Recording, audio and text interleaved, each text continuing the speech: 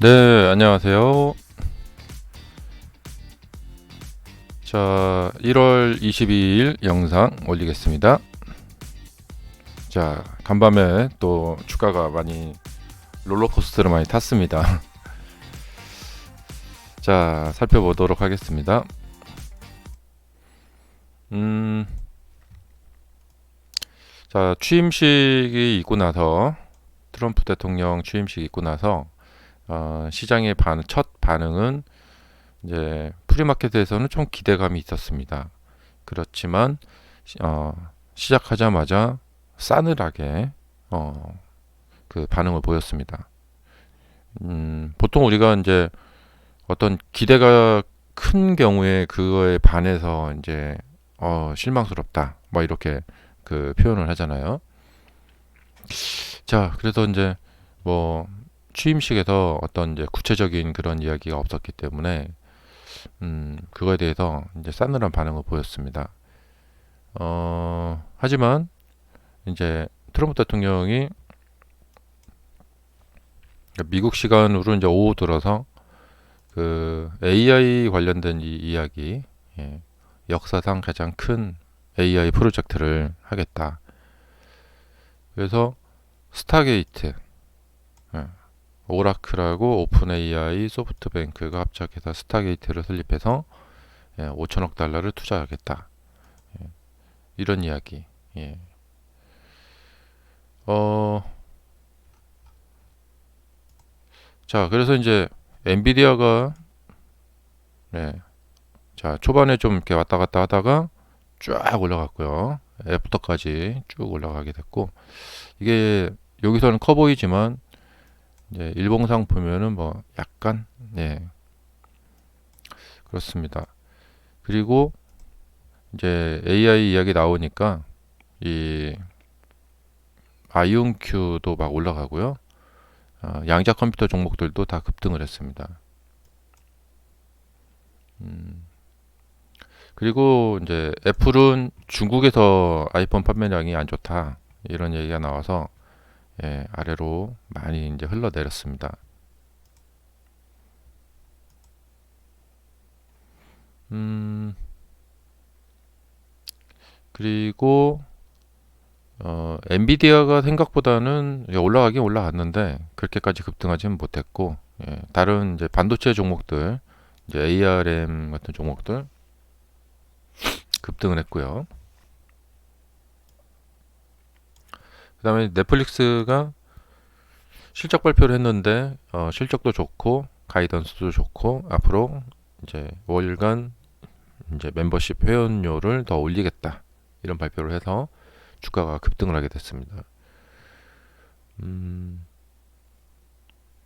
그러니까 제가 예전에도 이제 여러 번 강조해서 말씀드렸지만 그 어떤 회사의 주가가 쭉쭉 뻗어 올라갈 때는 그 회사가 만드는 제품의 가격이 올라간다. 예. 그리고 그것이 또 실적에 반영이 되고요.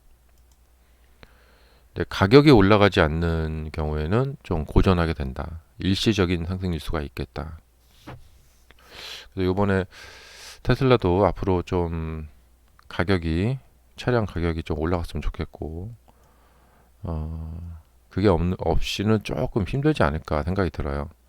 아니면 회사를 이제 확장을 해야죠. 음, 그 다음에 그 테슬라 뉴스 중에서 트럼프가 이제 테슬라가 CEO가 원한다면 머스크가 원하면 틱톡을 인수할 수 있다. 근데 머스크는 이 틱톡에 대해서는 뭐 그렇게 별다른 이야기는 하지 않는 것 같아요. 음, 어, 그러니까 X를 그 과거에 그 트위터를 인수할 때는 이건 뭐 제 뭐 그냥 개인적인 생각인데 트위터를 인수해서 상장 폐지시켜 놓고 한 4년 5년 뒤에 한 3배 정도 더 비싸게 이제 상장을 시켜서 한 3배 정도 그 수익을 얻는 거죠. 예, 그런 보관이었고 모르겠습니다. 이제 기업가니까 이제 이득을 위해서 행동을 하죠. 근데 그때 뭐 이제 언론 뭐 자유 언론 마당을 만든다 뭐 이런 좀 거창한 이야기를 하는데 그 트위터가 이제 그 매물로 나왔었고 이제 그 탐이 났던 거죠. 그럼 과연 이번에도 이제 사업가적인 마인드로 봤을 때 이 틱톡이 탐이 날까? 예, 틱톡이 탐이 날까? 이거는 이제 잘 생각을 해봐야 될 것 같아요. 예.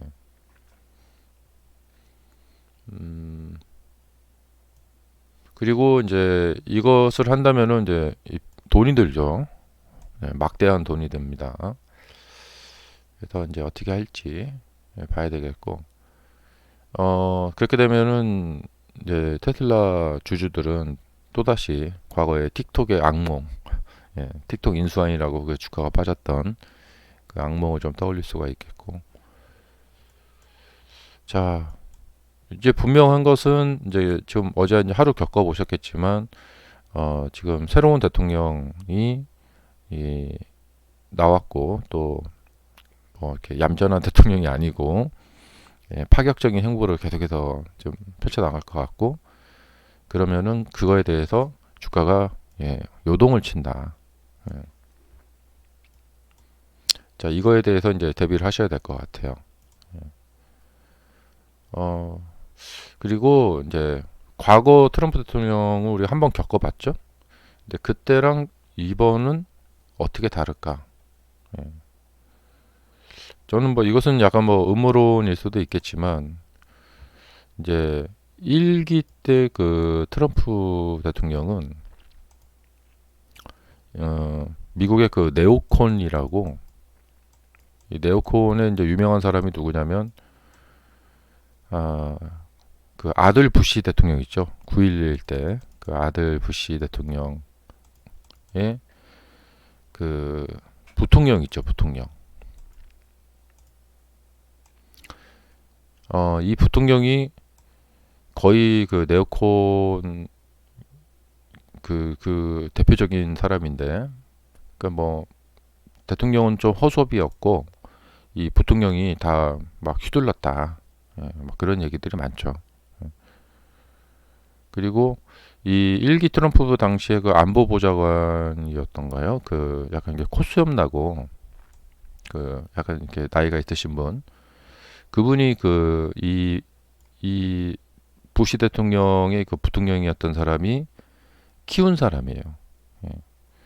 근데 이번에 이제 보니까 이번 측근 인사들을 보니까 트럼프 대통령이 이제 이 처음 대통령을 했을 때는 그런 이 네오콘에 좀 힘을 이제 받고 뭐 그런 거기에 기대서 국정 운영을 했다면 이번에는 네오콘들을 그 일기 때 안 좋았던 것 같아요 기억이.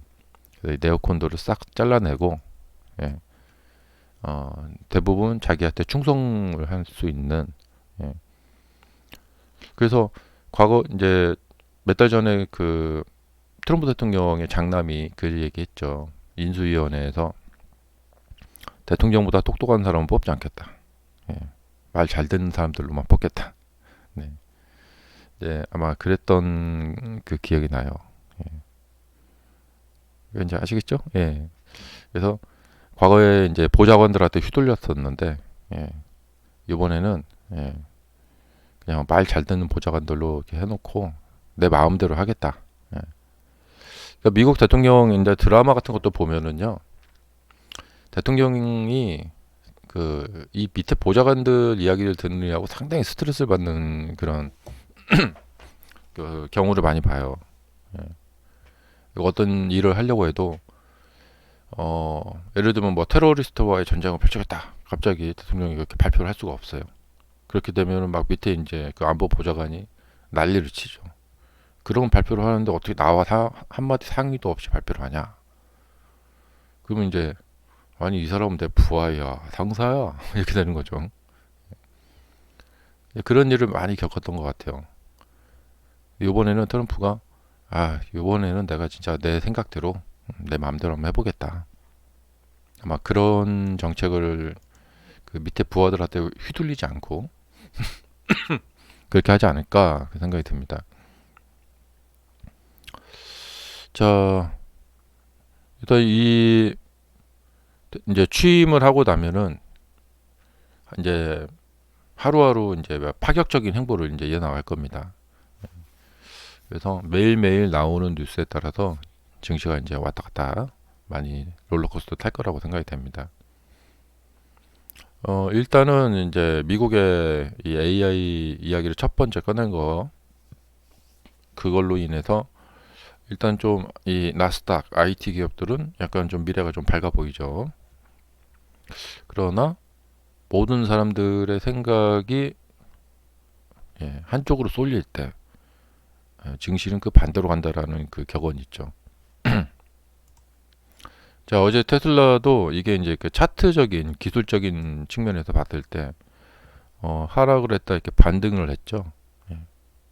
이게 이제 주식 그 교과서, 아주 그 기본 교과서에 나오는 내용입니다. 하락을 하면 반등 이렇게 리바운딩이 잘 나오는 패턴을 보인다.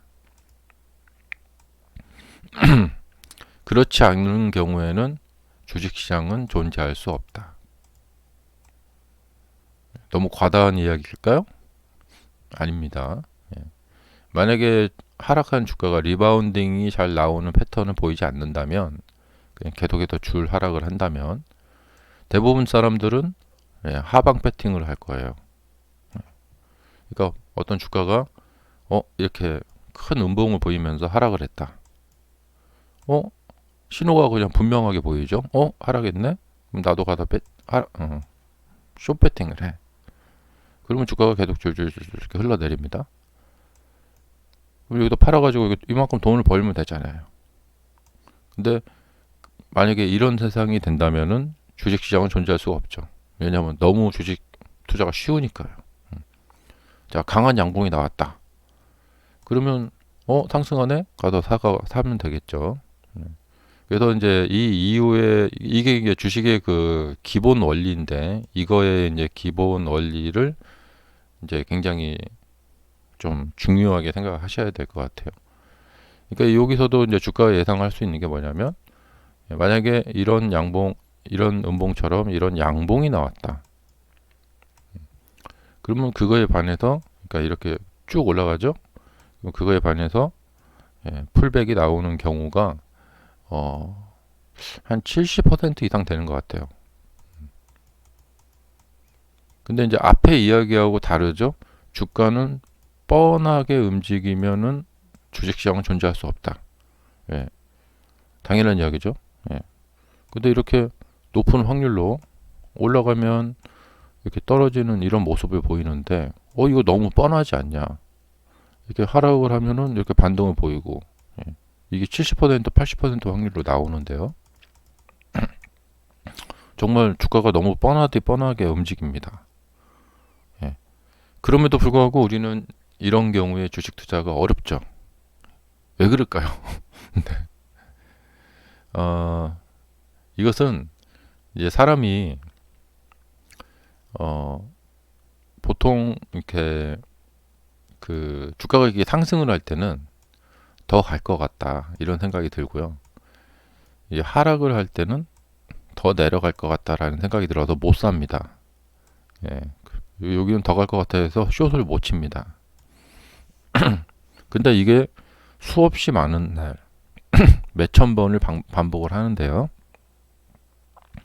근데 이 나머지 이 실패하는 경우 이 30%가 존재하기 때문에 이게 바로 주식시장을 랜덤하게 보일 수 있게 하는 경우입니다. 그래서 사람들이 이제 어떤 이제 실패하는 경우를 한번 당해보잖아요. 그럼 그 다음에는 과감하게 배팅 못합니다. 그리고 이제 주식 매매의 그 이제 기묘한 이야기가 이런 지금 방금 제가 한 얘기 속에 들어 있습니다. 그러니까 이런 거죠. 뭐냐면 동전 던지기를 했는데 99번 앞면이 나오는 상황이에요. 그럼 100번째 이제 뒷면이 나오겠구나 하고 뒷면에다 배팅을 합니다. 과연 뒷면이 나올까요? 정말 신기한 일이죠. 어떻게 99번 던졌는데 안면만 계속 나오나? 세상에 이럴 수가. 예. 그러면 거기에서 이제 이 뒷면 배팅을 해야 되는데, 이걸 할 수도 있는데 나올까? 예, 헷갈리죠. 그러니까 이렇게 수없이 많은 패턴을 겪어봤음에도 불구하고 그런 경우가 왔을 때 그 배팅을 하기 어렵다 이런 거예요.